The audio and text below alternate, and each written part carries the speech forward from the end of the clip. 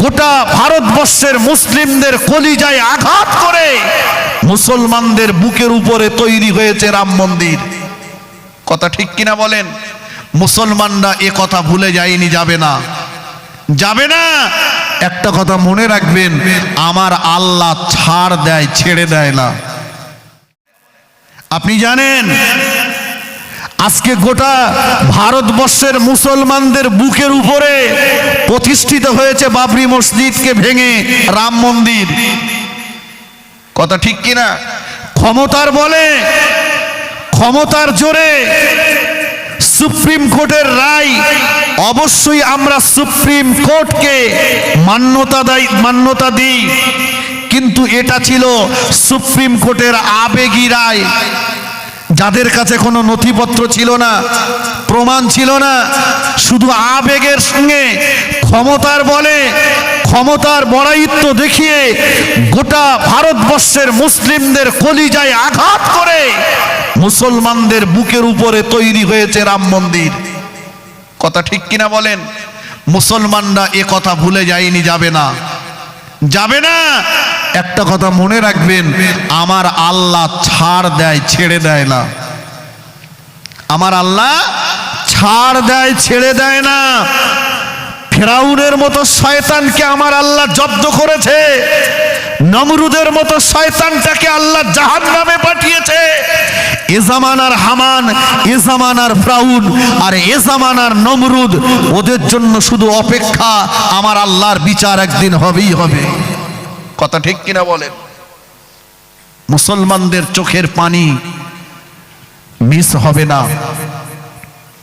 দেখেছেন এই বাবরি মসজিদের উপরে সর্বপ্রথম যিনি আঘাত এনেছিলেন বলবীর সিং। বলবীর বাপ তাকে বারণ করেছিল, বলবীর তুই মসজিদে আঘাত করিস না। বাপের কথা শুনিনি, বাপের কথা না শুনে এই বাবরি মসজিদের উপরে সর্বপ্রথম আঘাত এনেছিল দুই বন্ধু মিলে। কথা বুঝেছেন?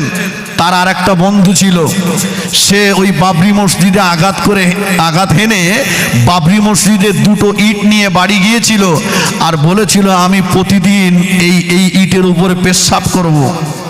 আমার আল্লাহর লীলা, আমার আল্লাহর খেলা কে বুঝিতে পারে? কথা বুঝেছেন?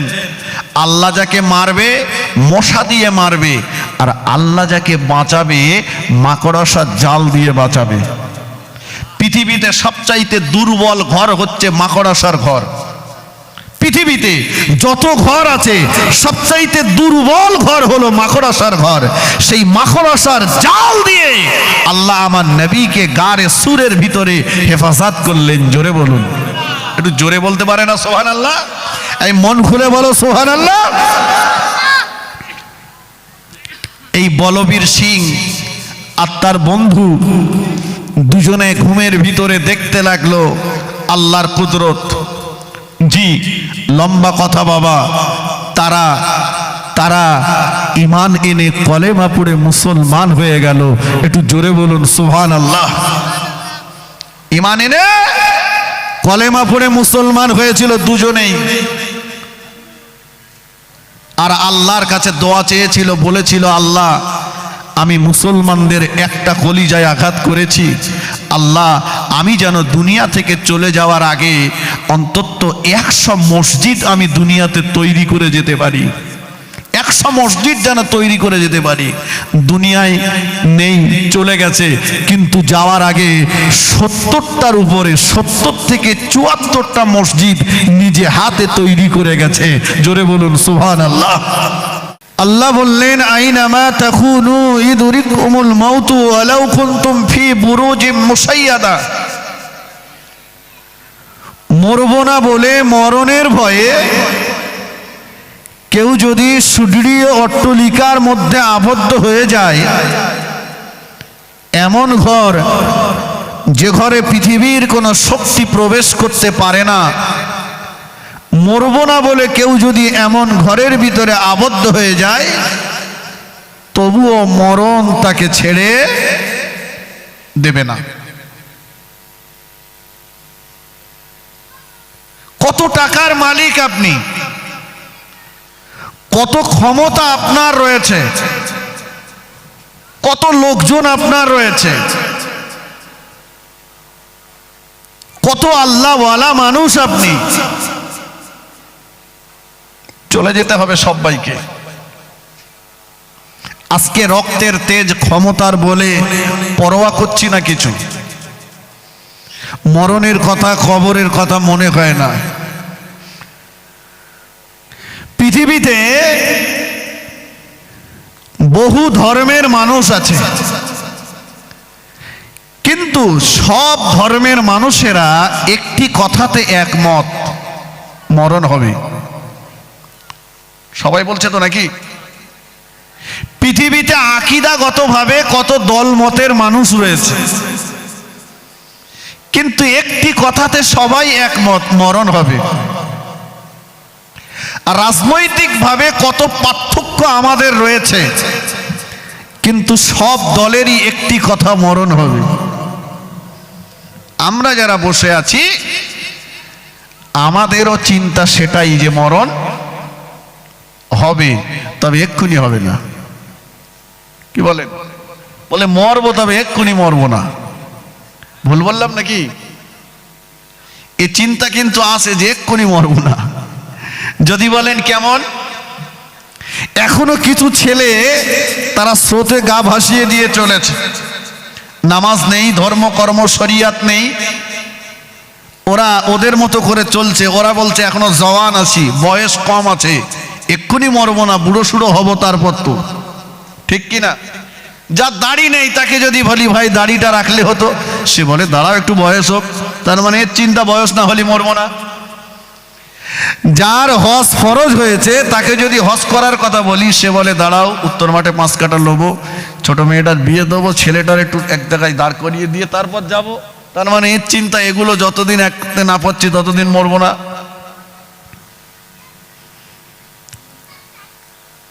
কিন্তু সত্যি কি তাই?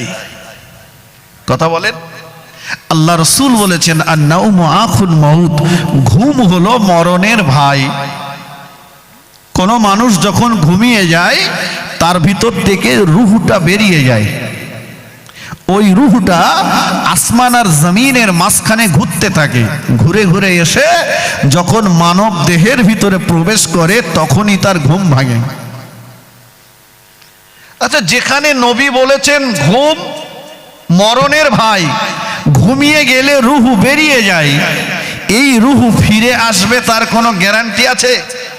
এরপরেও মানুষ বালিশের তলায় বিড়ির বান্ডেল নিয়ে শোচ্ছে। তার মানে এর চিন্তা উঠে ঠিক বিড়ি খাবো। কথা ঠিক কিনা? তার মানে এর চিন্তা এক্ষুনি মরবো না। ভাই তো বলুন, মরবো বিশ্বাস, কিন্তু এক্ষুনি মরবো না এ চিন্তা সবার ভিতরে কম বেশি বিদ্যমান। কিন্তু রাসূল বলেছেন নামাজ পড়ছো তোমরা, ডান দিকে সালাম ফিরিয়েছ, বাম দিকে ফেরাতে পারবে, এতটুকু আশা করো না এর ভিতরেই তোমার মরণ হতে পারে। এটা বেমালুম ভুলে গেছি। রক্তের তেজে, ক্ষমতার বলে, অর্থের বলে আর সব পরোয়া নেই। কিন্তু একবার কি ভেবেছেন টাকা সাদ্দাদের কম ছিল না? আল্লাহর সঙ্গে চ্যালেঞ্জ করে নকল বেহেশত তৈরি করেছিল। সাদ্দাদের বেহেশতে আল্লাহ সাদ্দাতকে ঢুকতে দেয়নি। কথা বুঝতে পারছেন? ক্ষমতার বল দেখাচ্ছেন, লোকজনের ভয় দেখাচ্ছেন, পাটির বল লাঠির বল দেখাচ্ছেন। ফেরাউনের লোকজন কম ছিল না, ক্ষমতার বলে ও বলেছিল আনা রব্বুকুমুল আলা, আমি হলাম বড় খোদা। সেই ফেরাউনের মতো খোদাটাকে আমার আল্লাহ নীল নদে চুবিয়ে চুবিয়ে মেরেছে। শুনছেন? নমরুদের ক্ষমতা কম ছিল না, কম বড় মস্তান ছিল না, তোমার থেকে অনেক বড় মস্তান সে। সে বলেছিল আল্লাহর ফেরেশতাদের সঙ্গে যুদ্ধ করব। ইব্রাহিম তোমার আল্লাহ সৈন্য পাঠাতে বলো। আল্লাহ পাক নমরুদের মতো মস্তানটাকে মারতে আমার আল্লাহর বন্দুক পিস্তল পাইপ গান কিছু লাগেনি। আল্লাহর সৃষ্টিজীবের ভিতরে ছোট্ট একটা সৃষ্টিজীব নাম তার মশা, একটা হ্যান্ডিক্যাপ মশা দিয়ে নমরুদের মতো শয়তানটাকে আল্লাহ জাহান্নামে পাঠিয়ে দিয়েছে। এই কথা ঠিক কিনা? আপনি খোঁজ নিয়ে দেখুন এই কৃপালপুর আশেপাশে কত মস্তান ছিল যাদের দাপটে এলাকা কাঁপতো, হাড় মাটি হয়ে গেছে। এই কথা ঠিক কিনা? হাড় মাটি হয়ে গেছে। তুমি কিসের বড়াই দেখাচ্ছ? কত কত জমিদারি তোমার।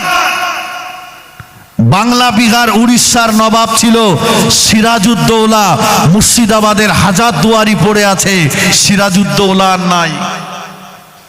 3 বিঘে জমিনে এত লাফাচ্ছ কেন? হ্যাঁ, সেকেন্দার, রুমি, জুলকারনাইন, আলেকজান্ডার যাদের স্বপ্ন ছিল গোটা বিশ্ব জয় করা, তারা চলে গেছে। কথা ঠিক কিনা বলেন? আপনি জানেন আজকে গোটা ভারতবর্ষের মুসলমানদের বুকের উপরে প্রতিষ্ঠিত হয়েছে বাবরি মসজিদকে ভেঙে রাম মন্দির। কথা ঠিক কিনা? ক্ষমতার বলে, ক্ষমতার জোরে সুপ্রিম কোর্টের রায়, অবশ্যই আমরা সুপ্রিম কোর্টকে মান্যতা দিই, কিন্তু এটা ছিল সুপ্রিম কোর্টের আবেগী রায়। যাদের কাছে কোনো নথিপত্র ছিল না, প্রমাণ ছিল না, শুধু আবেগের সঙ্গে ক্ষমতার বলে, ক্ষমতার বড়াইত্ব দেখিয়ে গোটা ভারতবর্ষের মুসলিমদের কলিজায় আঘাত করে মুসলমানদের বুকের উপরে তৈরি হয়েছে রাম মন্দির। কথা ঠিক কিনা বলেন? মুসলমানরা এ কথা ভুলে যায়নি, যাবে না, যাবে না। একটা কথা মনে রাখবেন, আমার আল্লাহ ছাড় দেয়, ছেড়ে দেয় না। আমার আল্লাহ ছাড় দেয়, ছেড়ে দেয় না। ফেরাউনের মতো শয়তানকে আমার আল্লাহ জব্দ করেছে, নমরুদের মতো শয়তানটাকে আল্লাহ জাহান্নামে পাঠিয়েছে। এ জামানার হামান, এ জামানার ফিরাউন আর এ জামানার নমরুদ, ওদের জন্য শুধু অপেক্ষা, আমার আল্লাহর বিচার একদিন হবেই হবে। কথা ঠিক কিনা বলেন? মুসলমানদের চোখের পানি মিস হবে না। দেখেছেন এই বাবরি মসজিদের উপরে সর্বপ্রথম যিনি আঘাত এনেছিলেন বলবীর সিং। বলবীর বাপ তাকে বারণ করেছিল, বলবীর তুই মসজিদে আঘাত করিস না। বাপের কথা শুনিনি, বাপের কথা না শুনে এই বাবরি মসজিদের উপরে সর্বপ্রথম আঘাত এনেছিল 2 বন্ধু মিলে। কথা বুঝেছেন? তার আর একটা বন্ধু ছিল, সে ওই বাবরি মসজিদে আঘাত হেনে বাবরি মসজিদে 2টো ইট নিয়ে বাড়ি গিয়েছিল আর বলেছিল আমি প্রতিদিন এই ইটের উপরে পেশাব করব। আমার আল্লাহর লীলা, আমার আল্লাহর খেলা কে বুঝিতে পারে? কথা বুঝেছেন? আল্লাহ যাকে মারবে মশা দিয়ে মারবে, আর আল্লাহ যাকে বাঁচাবে মাকড়সার জাল দিয়ে বাঁচাবে। পৃথিবীতে সবচাইতে দুর্বল ঘর হচ্ছে মাকড়সার ঘর। পৃথিবীতে যত ঘর আছে সবচাইতে দুর্বল ঘর হলো মাকড়সার ঘর। সেই মাকড়সার জাল দিয়ে আল্লাহ আমার নবীকে গারে সুরের ভিতরে হেফাজত করলেন। জোরে বলুন, একটু জোরে বলতে পারে না সুবহানাল্লাহ? এই মন খুলে বলো সুবহানাল্লাহ। এই বলবীর সিং আর তার বন্ধু দুজনে ঘুমের ভিতরে দেখতে লাগলো আল্লাহর কুদরত। জি, লম্বা কথা বাবা, তারা ঈমান এনে কলেমা পড়ে মুসলমান হয়ে গেল। একটু জোরে বলুন সুবহানাল্লাহ। ঈমান এনে কলেমা পড়ে মুসলমান হয়েছিল দুজনেই। আর আল্লাহর কাছে দোয়া চেয়েছিল, বলেছিল আল্লাহ আমি মুসলমানদের একটা কলিজায় আঘাত করেছি, আল্লাহ আমি যেন দুনিয়া থেকে চলে যাওয়ার আগে অন্তত 100 মসজিদ আমি দুনিয়াতে তৈরি করে যেতে পারি। 100 100 মসজিদ যেন তৈরি করে যেতে পারি। দুনিয়ায় নেই, চলে গেছে, কিন্তু যাওয়ার আগে 70টার উপরে 70 থেকে 74টা মসজিদ নিজে হাতে তৈরি করে গেছে। জোরে বলুন সুবহানাল্লাহ। অতএব তোমরা মনে করছো বাবরি মসজিদকে ভেঙে রাম মন্দির তৈরি করে ইসলামকে দুনিয়া থেকে মিটিয়ে দেব, ইসলামকে দুনিয়া থেকে নিভিয়ে দেব। আল্লাহ বললেন ইউরিদুনা লিউতফিউ নূরাল্লাহি বিআফওয়াহিহিম। পৃথিবীর এক শ্রেণীর জালেম অত্যাচারীরা তারা চাইবে তাদের গালের ফু দিয়ে, তাদের গালের বাতাস দিয়ে ইসলাম ধর্মের বাতিটাকে নিভিয়ে দেওয়ার জন্য। আমি আল্লাহ বলছি ওরা যত ইসলামের বাতিটাকে নিভিয়ে দেওয়ার চেষ্টা করবে লিইযহিরাহু আলা দ্বীনি কুল্লিহি, আমি আল্লাহ তত বেশি ইসলামের জ্যোতিকে বাড়িয়ে দেব। একটু জোরে বলতে পারেন না? সবাই মিলে বলুন সুবহানাল্লাহ। আল্লাহ ওয়াদা পূরণ করেছেন না করেননি? কথা বলেন। যেই আঘাত হানলো সেই কলেমা পড়লো, যে ইট নিয়ে গেল পেশাব করার জন্য সেই কলেমা পড়লো, যে বাবরি মসজিদ ভাঙলো সে আবার মসজিদ নির্মাণ করবো। আল্লাহর উপরে ভরসা করে বলছি, আল্লাহর উপরে ভরসা রেখেই বলছি, আল্লাহর উপরে ভরসা রেখেই বলছি, একদিন না একদিন আমরা আমাদের বাবরি আবার পুনরায় ফিরে পাবো ইনশাআল্লাহ। জোরে বলুন। ভাইয়েরা আমার, আমরা একটা জায়গাতে দুর্বল হয়ে গেছি, আমরা আমাদের মুসলমানিত্বকে হারিয়ে ফেলেছি। কথা ঠিক কিনা বলেন? আল্লাহ বলেছেন ওয়ালা তাহিনু ওয়ালা তাহজানু ওয়া আনতুমুল আ'লাউনা ইন কুনতুম মুমিনিন। আয় আমার বান্দা বান্দিরা, তোদের কোনো ভয় নেই, কোনো চিন্তা নেই। নরেন্দ্র মোদীর ভয় তোদের করতে হবে না, অমিত শাহর ভয় তোদের করতে হবে না। শর্ত হলো বান্দা তোরা তোদের নামটাকে মুমিনের তালিকায় লিখিয়ে দে, বান্দা তোরা মুমিন হয়ে যা। আমি আল্লাহ বলছি ওয়াকানা হাক্কান আলাইনা নাসরুল মুমিনিন। মুমিনদের বিপদে মুসিবতে সাহায্য করা আমি আল্লাহ আমার দায়িত্ব। একটু জোরে বলুন। একটু জোরে হবে না? আল্লাহ বললেন ঈমানদারদের, মুমিনদের সাহায্য করার দায়িত্ব আমার। কারো ভয় তোদের করতে হবে না, তোরা মুমিন হ। কোথায় সেই মুমিন? বাপ বড় শখ করে নাম রেখেছে আব্দুল মোমেন, গেজার কলকেই দম না দিলি ঘুম লাগে না। বুঝলি? আব্দুল মোমেন নাম খুব ভালো, কিন্তু কামটা খুব খারাপ। আজকে আমরা সেই মোমেনের তালিকা থেকে আমাদের নামটাকে দূরে সরিয়ে ফেলেছি, ঠিক কিনা?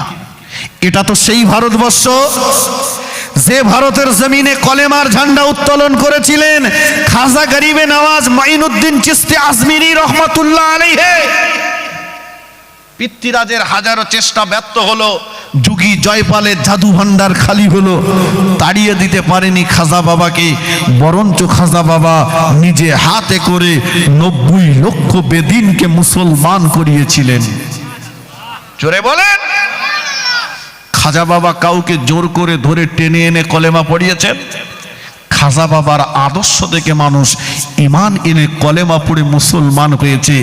আর আজকে আমাদের ছেলেদের আমাদের আদর্শ দেখে একটা দোকানদার দোকানে মাল ধার দিতেও চায় না।